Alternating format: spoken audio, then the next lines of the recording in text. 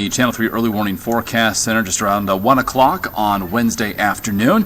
We have a CBS News special report, so bringing you the very latest early warning forecast right here on Facebook, keeping you up to date on the record cold that we've already experienced and some more record cold on the way. So here is the very latest. Morning low temperatures down into the teens across interior Connecticut and in the lower 20s along the shoreline.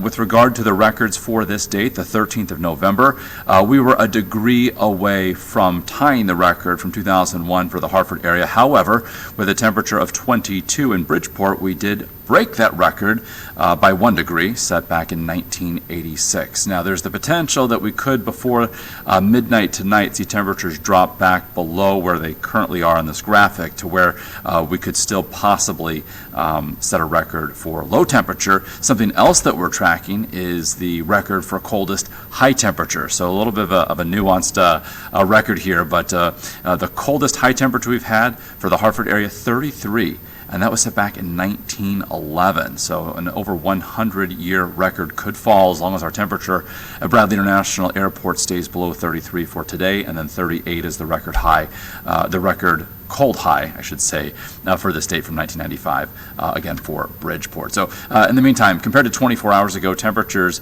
of course, 5, 8, 9 degrees colder in many locations. Here's a look at the current readings.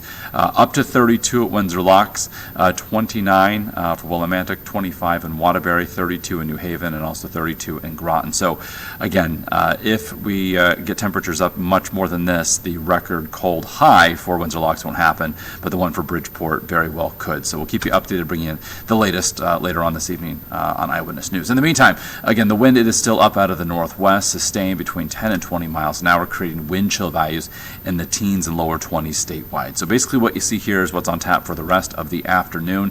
Forecast wind chill values staying in the teens and 20s through the evening commute. But then the wind will start to relax a bit. So if there's any silver lining to all of this, we're seeing plenty of sunshine as we look live from our iCams in Torrington, from Hartford, also from New Haven, also into New London. We are cloud free. Border to border. So that, of course, is all in the wake of a cold front that brought us a little wintry precipitation tomorrow, but certainly the cold and the wind. So high pressure will be building in for tonight. That means a calmer wind.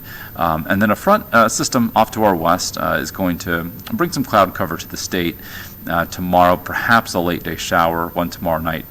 And then otherwise we should end the week on a dry note and one trending a little bit warmer. So here's Futurecast showing for the rest of today ample sunshine before it sets, then clear skies this evening. Overnight we may get some high clouds, and those clouds may do enough to prevent temperatures from dropping dramatically as we head toward early tomorrow morning, because if we did have a clear sky with a diminishing wind, they would actually go colder than where we saw them bottom out this morning. So the one little fly in the ointment for more record cold will be the amount of cloud cover that we see as we head toward daybreak tomorrow. But otherwise, we'll look for a mix of sun and clouds, probably becoming mostly cloudy by later in the day tomorrow. And again, later tomorrow is also a chance for an isolated shower. We'll end the week dry on Friday. Saturday looks nice, but there is some uncertainty with regard to what happens over the second half of the weekend. So here's Sunday morning, looking specifically at the GFS model, showing an increasing cloud cover as a coastal storm passes by offshore. So this latest run here keeps the rain out of Connecticut, but the European model brings some rain into Connecticut. So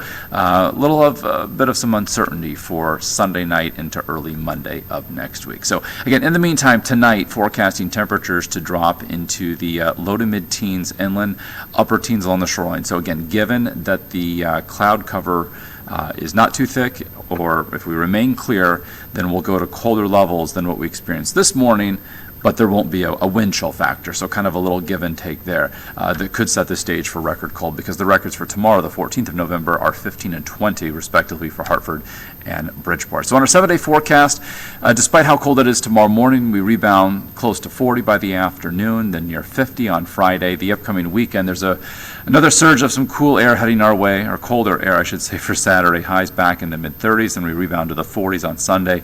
Again, we'll certainly expect an increase in cloud cover over the second second half of the weekend.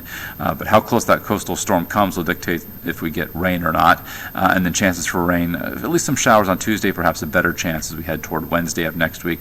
And shoreline highs getting into the low 50s by Friday before dropping off again for Saturday and then making a bit of a rebound into the mid-40s for Sunday.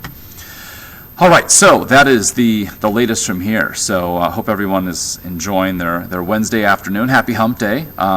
So dress accordingly if you're going to be spending time outdoors. Yeah, Beth Lee for sure. Need a good weekend to get the leaves picked up. A dry weekend, one that's a bit milder, and one that features, not a lot of wind, because that makes it more challenging, of course, to collect those leaves. So this weekend may not be a bad one. You may just, of course, need an extra layer, wear that coat if you're going to do some leaf raking or blowing Saturday or Sunday. But for the most part, not a bad weekend. At least it's not going to be a wet one, at least as of now.